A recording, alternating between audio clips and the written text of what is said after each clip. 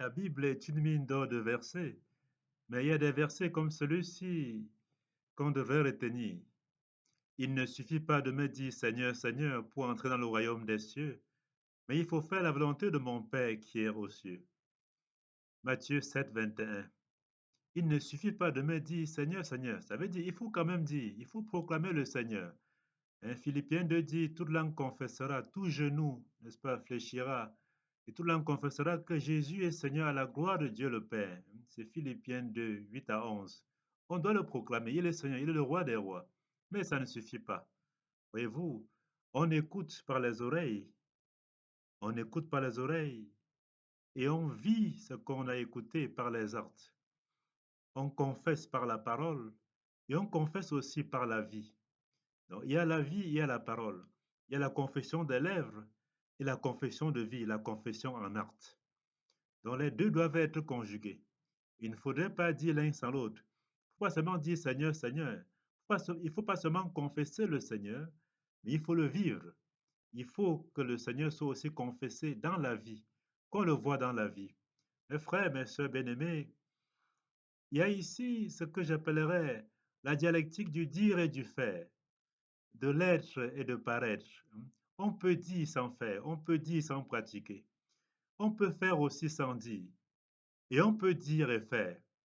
Oui, je me rappelle, c'est Ignace d'Antioche, un père apostolique, qui disait que je préfère être chrétien sans le dire que de le dire sans l'être.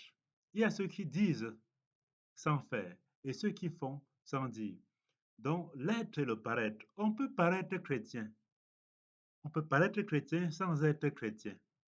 Et on peut aussi être chrétien sans paraître. Je préfère être chrétien sans le dire que de le dire sans l'être. Ou encore, je préfère être chrétien que de paraître être chrétien. Le dire et le faire, le paraître et l'être. Il est question ici d'être soi-même, d'être nous-mêmes, de sortir le faux semblant. Voyez, quand on est faux semblant, et quand on dit sans faire, on est semblable à un hypocrite, j'allais dire, c'est comme si on portait un masque, parce que dans le paraître, on ment. On dit bien que jouer au personnage, c'est mentir. Dans le paraître, on est comme un personnage. Mais dans l'être, on est soi-même. L'être est plus vrai. L'être est honnête. L'être dit réellement ce que nous sommes. Mieux vaut être chrétien sans le dire que de le dire sans l'être. Mes frères, mes sœurs bien-aimés, la parabole que nous avons écoutée aujourd'hui, Matthieu 7, 21 à 29, le Christ parle de mettre en pratique sa parole, de faire la volonté de Dieu. Pas seulement d'écouter, pas seulement connaître sa volonté, mais de la faire. Pas seulement la confesser de lèvres, mais aussi la vivre, c'est-à-dire la confesser par la vie. Oui, la vie chrétienne n'est pas seulement un fruit de lèvres, un fruit de confession. C'est toute une manière d'être et de vivre. Nos actes, nos paroles, nos pensées, notre manière de nous habiller, notre manière de marcher, de nous comporter, sont aussi des lieux de confession de foi. Ils disent aussi si nous sommes chrétiens ou pas. Il ne suffit pas de me dire Seigneur, Seigneur, mais de faire la volonté de mon Père. Et là, le Christ donne une parabole, celle de deux architectes qui construisent deux maisons. Une qui a bâti sa maison sur du roc. Là, cela a résisté aux tempêtes. Un deuxième architecte qui a bâti sa maison sur du sable, qui n'a pas pu résister aux tempêtes. Alors, il y a ici une relation entre celui qui dit Seigneur, Seigneur, et la maison construite sur du sable. Parce qu'il dit, c'est pas fondé. Mais celui qui fait la volonté du Père, il dit Seigneur, Seigneur, après il vit ce qu'il a dit, il est comparable donc à celui qui a construit, à cette maison qui est bâtie sur le roc. C'est-à-dire, il est fondé, cette personne est fondée. Elle est fondée sur le roc. Vous voyez, le Christ est le roc, c'est-à-dire être fondé sur le Christ. Ce n'est qu'une image. En fait, l'Écriture présente le Christ comme étant le roc, le rocher éternel. Isaïe 26, 4. Il y a aussi le psaume 18, 3 et le psaume 27, 1.